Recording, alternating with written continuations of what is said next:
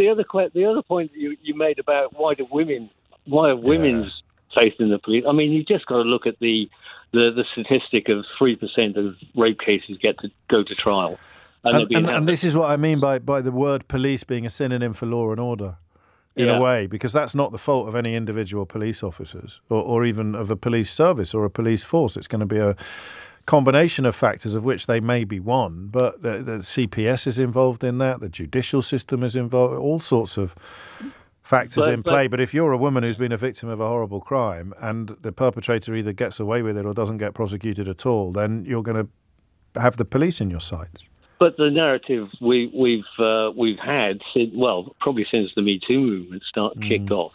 was that police officers are not very sympathetic. They more investigate the victims of the crime as much as the perpetrators of the crime, and that sort of narrative just doesn't help in trusting across the board of the police force as a whole. No, I mean it's excellent points, and sort of also reminding us that it's a broad question that will have lots of answers,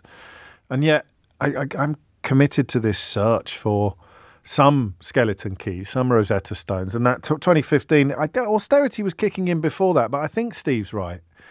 I think that's when it really began to pinch. I'm pretty sure it was,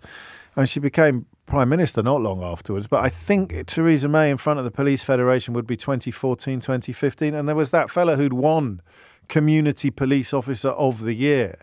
as in the police officer in that community, not a PCSO, but the Community Police Officer of the Year, who addressed her directly from the stage and described what would happen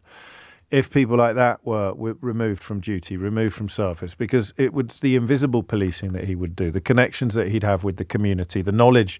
that he'd have that the son of the house at number 44 had got in with a bad lot, and the ability to pop round and see him and to know what was going on in the community. And the Tories thought you could cut that without having any consequences. And of course, he turned out to have been on the neighbouring patch to the person that went on to be the Manchester Arena bomber, and the inevitable question then becomes, if there'd been good